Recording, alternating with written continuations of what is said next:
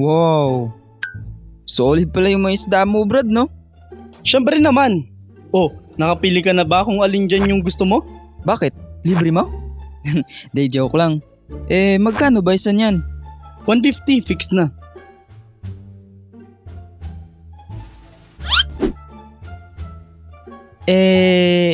Itong isa, Brad. Magkano to? 150 rin yan, Brad. Baka yan magustuhan mo. Grabe, ang mahal naman. Wala bang tawad? O sige, since magkaibigan naman tayo, bigay ko na lang sa'yo ng 160. 170. 175. 180. 185. Deal. Kala niya may isa niya ako, no? Wais kaya ito? Ha? Teka nga lang. Parang may mali eh.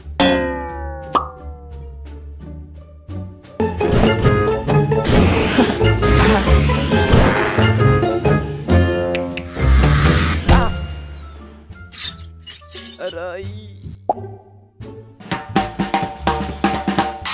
Mahilig ka ba mag-alaga ng isda? Ako kasi dati hindi isda yung inaalagaan ko. Ang talagang inaalagaan kong hayop ay aso, pusa, ibon, tsaka dinosaur.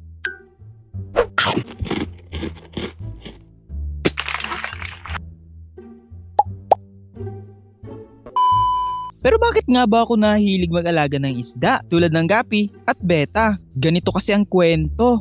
Isang araw, may isang binatilyong nagngangalang Ton. Half pangit, half pogi. Niyaya siya ng isang kaibigan na mag-church. At dun sa church, nakilala niya ang isang dramirist. Siya si Maki. Itatago na lang natin sa totoo niyang pangalang Mark. Uy, Brad! Huh? Mahilig ka ba sa mga gapi at beta? Hindi. Ah, okay. Di joke lang. Bakit? Meron ka nun? Oo, Brad. Marami ako nun sa bahay.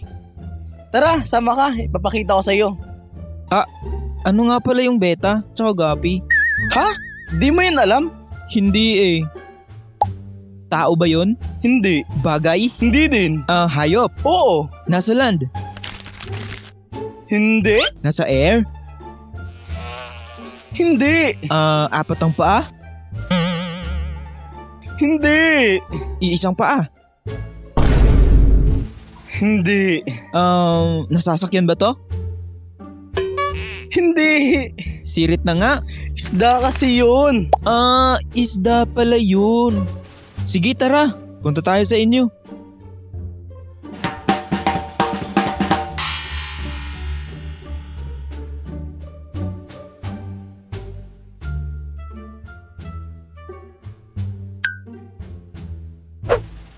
Welcome sa aking isdaan.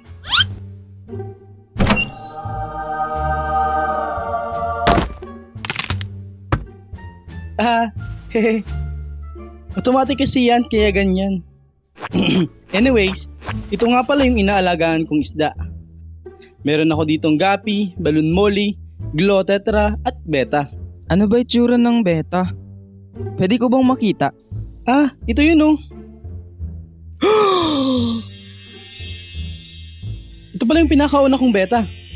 Meron din ako ditong rose tail na beta, multicolor na beta. Meron din akong red, green, white, at colorless na beta. Iba-iba rin yung buntot nila. Merong half moon, new moon, at full moon. Joke lang. Anyways, meron din crown tail, double tail, triple tail, at Taylor Swift. Joke lang ulit. Brad!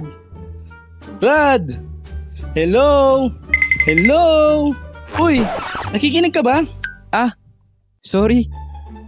Ano nga pala yung sinasabi mo? Ano ba yan? Kanina pa ako nagsasalita dito tapos di ka pala nakikinig? Ay, sorry. Nagandahan kasi ako dito eh. Ibinibenta mo ba to? Bilhin ko na lang. Yan ba? Di binibenta yan eh. Ganun ba? Sayang. Oo eh. May sakit kasi yan.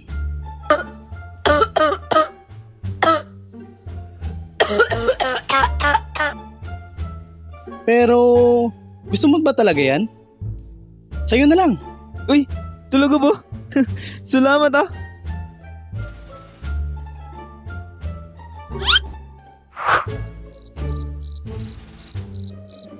Ay, gabi na pala. Salamat sa tour ah, at sa binigay mo na beta.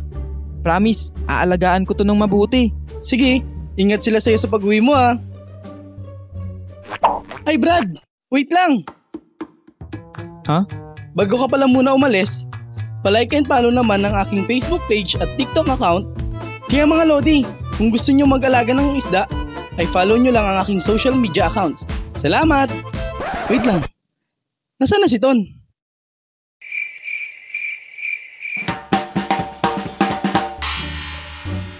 At pagka-uwi ko nga ng bahay ay nilipat ko na siya sa maliit na garapon. Halata nga sa kanya na may sakit siya eh.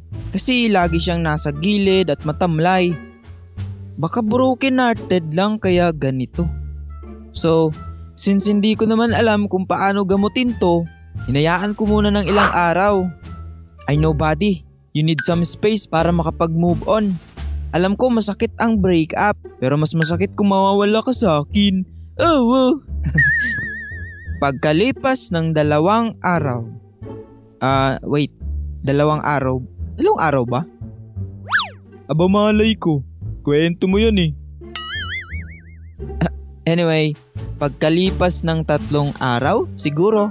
So yun nga, napansin ko na parang masigla na siya after ng ilang days. Basta't pinapakain ko lang siya ng tama at regular na pagpalit-palit ng tubig. Ay, buti naman hindi ka nag-give up. Akala ko iikli ka agad yung buhay mo eh. Ano kaya magandang ipangalan sa'yo? What if Juno? Bet mo ba? Actually, dahil sa pagkahilig ko na mag-alaga ng isda ay nasundan pa siya. Hindi lang 5, kundi 4 lang. Si Junie, si Jonah, si Jano, tsaka si Gino.